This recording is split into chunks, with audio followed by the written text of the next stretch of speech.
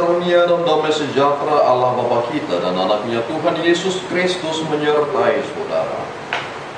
Amin. Shalom saudaraku yang terkasih, di dalam nama Tuhan Yesus Kristus sedang bisa menyapa saudara di tempat saudara berada hari ini dalam dimensi yang berbeda tetapi dalam dunia yang sama. Sebagai insan yang diciptakan untuk Tuhan, sebelum melakukan rangkaian aktivitas kita pada hari ini, marilah kita mengawalinya dengan memuliakan Tuhan lewat pujian kita dan mendengarkan firman Tuhan.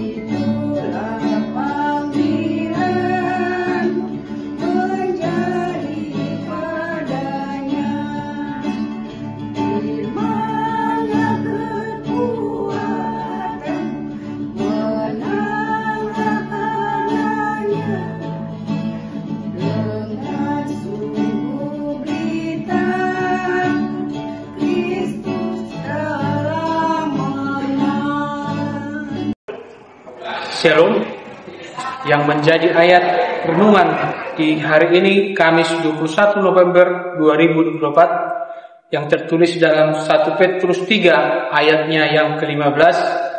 Demikian bunyinya: tetapi kuduskanlah Kristus di dalam hatimu sebagai Tuhan, dan siap sediakanlah pada segala waktu untuk memberi pertanggungjawaban kepada tiap-tiap orang yang meminta pertanggungjawaban dari kamu tentang pengharapan yang ada padamu, tetapi haruslah dengan lemah lembut dan hormat. Demikian firman Tuhan.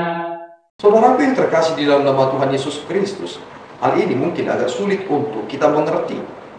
Ketika Petrus berkata bahwa kita harus menguruskan Kristus di dalam hati kita sebagai Tuhan, dan kemudian berkata bahwa kita harus siap sedia pada segala waktu untuk memberi pertanggungan jawab kepada tiap-tiap orang yang meminta pertanggungan jawab dari kamu tentang pengharapan yang ada padamu. Apa pengharapan yang ada pada kita? Tentu itu menjadi pertanyaan bagi kita sekarang. Pengharapan apa, saudaraku? Dan mengapa pengharapan yang kita miliki ini harus bisa kita pertanggungjawabkan? Ternyata ini menjadi bagian dari dasar yang dicari oleh banyak orang. Orang memiliki agama tentu karena mereka memiliki pengharapan. Dan kita beriman kepada Kristus dan kemudian berkata kepada mereka, pengharapan kami adalah akan memperoleh kehidupan yang kekal. Dan pengharapan kami itu ada pada Kristus. Dan jalan keluar untuk semua yang diharapkan adalah Kristus. Karena ternyata jika kita memiliki pengharapan yang benar, ini akan menjadi seperti sauh bagi jiwa kita. Ini akan menahan kita dari segala goncangan yang terjadi di dalam dunia ini. Pengajaran-pengajaran akan sering sekali menggerogoti pikiran kita, pengetahuan kita. Dan kita sering sekali akan dibawa kepada sebuah pengertian yang kita anggap sebagai sesuatu hal yang baru. Dan kita membutuhkan pemikiran itu. Tetapi lewat nats ini kita semakin disadarkan bahwa pengharapan kita sudah final. Dan itu kita dapatkan di dalam Kristus. Sehingga tugas utama kita adalah kita harus mewujudkan Kristus di dalam hati kita sebagai Tuhan. Bukan lagi sebagai manusia. Orang sering sekali mempersoalkan Yesus Kristus dari kemanusiaannya. Mereka tidak mampu melihat Kristus sebagai Tuhannya. Itu mengapa mereka menolak Kristus. mereka menganggap bahwa dia adalah manusia biasa-biasa saja. Sehingga pada akhirnya mereka mengabaikan hal yang terpenting. Apakah kita akan terprovokasi dengan semua itu? Petrus mengatakan bahwa kita harus mempertanggungjawabkannya dengan lemah lembut dan hormat. Mengapa?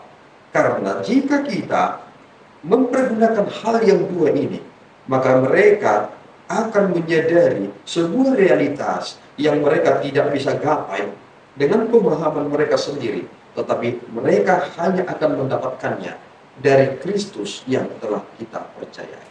Kiranya Tuhan menolong kita. Amin. Kita berdoa. Ya Tuhan, kami bersyukur atas berkat-Mu. Engkau menolong kami untuk semakin mengerti betapa kami harus menguduskan-Mu. Dan kami juga harus mempertanggungjawabkan terkait tentang pengharapan kami. Orang sering sekali ingin mengetahui apa yang kami harapkan dan mengapa kami yakin dengan pengharapan itu.